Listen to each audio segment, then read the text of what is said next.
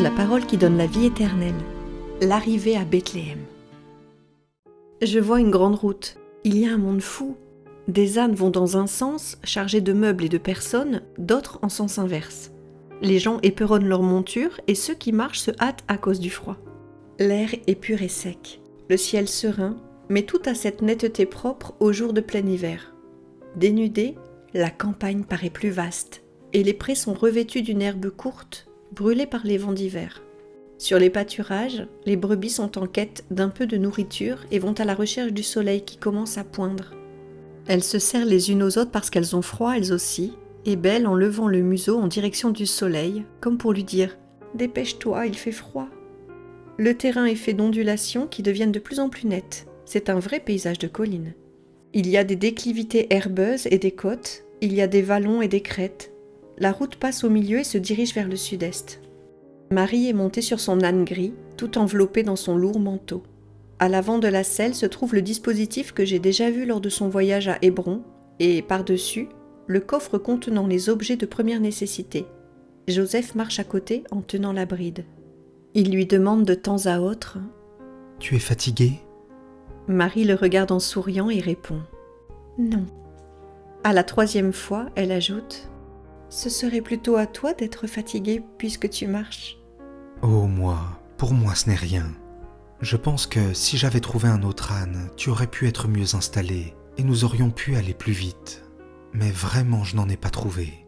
Tout le monde a besoin de monture en ce moment. Mais courage, nous arriverons bientôt à Bethléem. Derrière cette montagne, c'est Ephrata. Il garde le silence. Quand elle ne parle pas, la Vierge paraît se recueillir en quelques prières intérieures. Elle sourit doucement à une pensée, et bien qu'ayant la foule sous les yeux, on dirait qu'elle ne voit pas s'il s'agit d'un homme, d'une femme, d'un vieillard, d'un berger, d'un riche ou d'un pauvre, mais de ce que elle y reconnaît. Le vent se lève. Joseph lui demande « Tu as froid ?» « Non, merci. » Mais Joseph ne se fie pas à sa réponse. Il lui touche les pieds, qui pendent sur le flanc de l'âne, ses pieds chaussés de sandales et qu'on voit à peine dépasser de son long vêtement. Il doit les trouver froids parce qu'il secoue la tête, enlève une couverture qu'il porte en bandoulière. Il en entoure les jambes de Marie et la lui étend jusque sur la poitrine, de façon à ce que ses mains soient bien au chaud sous la couverture et sous le manteau. Il rencontre un berger qui leur coupe la route avec son troupeau qui passe du pâturage de droite à celui de gauche. Joseph se penche pour lui demander quelque chose, le berger y consent. Joseph prend l'âne et lui fait suivre le troupeau dans le pâturage. Le berger tire un bol grossier d'une besace, traite une grosse brebis aux mamelles gonflées et tend le bol à Joseph, qui l'offre à Marie. Marie dit « Que Dieu vous bénisse tous deux, toi pour ton amour et toi pour ta bonté. Je prierai pour toi. » Vous venez de loin ? Joseph répond « De Nazareth. » Et où allez-vous ? À Bethléem. C'est un bien long voyage pour la femme, dans son état. C'est ta femme ? C'est ma femme. Avez-vous un endroit où aller ? Non. C'est fâcheux. Bethléem est noir de monde venu de partout pour s'inscrire ou pour aller s'inscrire ailleurs. Je ne sais où vous trouverez un logement. Tu connais l'endroit ? Pas bien. Eh bien, je te renseigne. Pour elle. Cherchez l'auberge. Elle sera pleine, mais je vous l'indique pour vous donner un point de repère. Elle se trouve sur une place, la plus grande. On y va par la grande rue. Vous ne pouvez vous tromper. Il y a une fontaine devant. C'est une maison grande et basse avec un grand portail. Elle sera comble. Mais si vous ne trouvez de place ni là ni dans les maisons, tournez derrière l'auberge, en direction de la campagne. Il s'y trouve des abris dans la montagne, qui servent parfois aux marchands en route pour Jérusalem, pour y mettre leurs animaux qui ne trouvent pas de place à l'auberge. Ce sont des étables, vous savez, dans la montagne, humides, froides et sans porte, mais c'est toujours un refuge parce que la femme ne peut rester dans la rue. Peut-être y trouverez-vous de la place, et du foin pour dormir, et pour l'âne, et que Dieu vous accompagne. Marie répond « Que Dieu te comble de joie. » Joseph, quant à lui, répond « Que la paix soit avec toi. » Ils reprennent la route. Un plus grand vallon apparaît du haut de l'escarpement qu'ils ont franchi. Dans ce vallon, en haut et en bas des pentes qui l'encerclent, se trouvent des maisons et encore des maisons. C'est Bethléem. Nous voici sur la terre de David, Marie. Tu vas pouvoir te reposer. Tu me parais si fatiguée. Non, je pense... Marie saisit la main de Joseph et, avec un sourire radieux, elle lui dit je pense que le moment est arrivé. Dieu de miséricorde, qu'allons-nous faire ? Ne crains rien, Joseph. Reste calme. Tu vois comme moi, je suis sereine. Mais tu souffres beaucoup. Oh non, je suis toute joyeuse. J'éprouve une telle joie, si forte, si belle, si irrésistible, que mon cœur bat à tout rompre et me dit « Il naît, il naît !» Il me le répète à chaque battement. C'est mon enfant qui frappe à la porte de mon cœur et dit « Maman, c'est moi, je viens t'apporter le baiser de Dieu. Ah, quelle joie, mon Joseph !» Mais Joseph n'est pas à la joie. Il pense à l'urgence de trouver un lieu d'accueil et hâte le pas. Porte après porte, il demande un abri, mais rien, tout est occupé. Ils parviennent à l'auberge. Elle est pleine de gens qui bivouaquent jusque sous les portiques rustiques qui entourent la grande cour intérieure. Joseph laisse Marie sur son âne à l'intérieur de la cour et sort poursuivre sa recherche dans d'autres maisons. Il n'y a rien. Précoce, le crépuscule d'hiver commence à étendre son voile. Joseph supplie l'aubergiste. Il supplie des voyageurs. Eux sont des hommes, qui plus est en bonne santé. Là à côté, il y a une femme qui va mettre un enfant au monde, qu'il fasse preuve de pitié. Mais rien. Un riche pharisien les regarde avec un mépris visible et quand Marie s'avance, il s'éloigne comme s'il s'était approché d'une lépreuse. Joseph le regarde et rougit d'indignation. Marie pose la main sur le poignet de Joseph pour l'apaiser. « N'insiste pas, partons, Dieu y pourvoira. » Ils sortent, longent le mur de l'auberge, tournent dans une ruelle encastrée entre elle et de pauvres maisons et passent derrière l'auberge. Ils cherchent.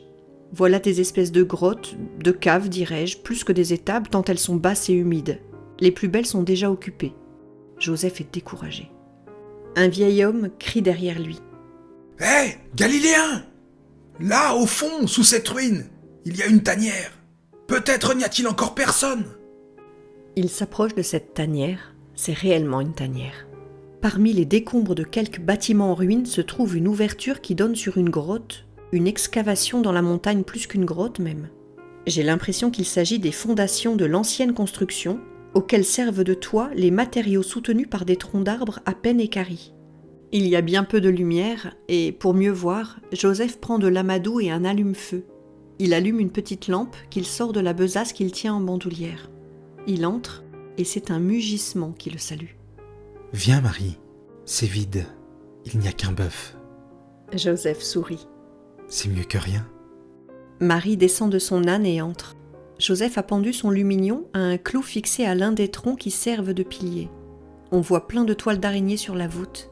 Le sol en terre battue, tout disloqué avec des trous, des cailloux, des détritus et des bouses, est recouvert de brins de paille.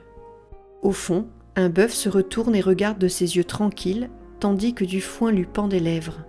Il y a un siège grossier et 2 pierres dans un coin près d'une fente. Le noir de ce recoin révèle que c'est là qu'on fait du feu. Marie s'approche du bœuf. Elle a froid. Elle pose ses mains sur son cou pour en sentir la tiédeur. Le bœuf mugit et se laisse faire. On dirait qu'il comprend. Même quand Joseph le pousse plus loin pour enlever beaucoup de foin du râtelier et faire un lit pour Marie, il reste bien paisible. En fait, le râtelier est double. Il y a celui dans lequel mange le bœuf et au-dessus une sorte d'étagère qui sert de réserve. Et c'est là que Joseph se sert. Il fait également une place pour l'âne épuisé et affamé qui se met aussitôt à manger. Joseph déniche aussi un seau renversé tout cabossé. Comme dehors il avait remarqué un ruisseau, il sort pour revenir avec de l'eau pour l'âne. Puis il s'empare d'un fagot de branchage posé dans un coin et tente de balayer un peu le sol. Il étend ensuite le foin, en fait une couche près du bœuf à l'endroit le plus sec et le plus abrité. Mais il sent que ce pauvre foin est humide et il soupire. Il allume le feu et, avec une patience de chartreux, il sèche le foin par poignées en le tenant près du feu. Assise sur son tabouret, Marie, lasse, regarde et sourit. C'est prêt. Elle s'installe du mieux qu'elle peut sur le foin moelleux, les épaules appuyées contre un tronc. Joseph complète l'ameublement en étendant son manteau comme une tente sur le trou qui sert d'entrée. C'est un abri très relatif. Puis il offre du pain et du fromage à la Vierge et lui donne à boire l'eau d'une gourde. Il lui dit « Dors maintenant. Je veillerai auprès du feu pour qu'il ne s'éteigne pas. Il y a du bois, heureusement. Espérons qu'il durera et brûlera. Je pourrai économiser l'huile de la lampe. » Obéissante, Marie s'étend. Joseph la recouvre de son manteau à elle et de la couverture qu'elle avait auparavant sur les pieds. « Mais toi, tu vas prendre froid. » »« Non, Marie, je suis près du feu. Essaie de te reposer. Demain, ça ira mieux. Marie ferme les yeux sans insister davantage. Joseph se rencogne de l'autre côté, sur le tabouret, avec quelques brindilles près de lui. Elles ne vont pas durer longtemps, à mon avis. Ils sont placés de la manière suivante. Marie est à droite, les épaules face à la porte, à moitié cachée par le tronc et le corps du bœuf, qui s'est accroupi sur sa litière. Joseph est à gauche, près de la porte, donc en diagonale. Comme il a le visage dirigé vers le feu, il tourne le dos à Marie. Il pivote donc de temps en temps pour la regarder et la voit tranquille, comme si elle dormait. Il brise doucement les branchettes et les met une à une sur le foyer pour économiser le bois sans que la flamme s'éteigne et pour éclairer leur abri. Il ne reste plus que la lueur du feu, parfois plus vive, parfois presque morte.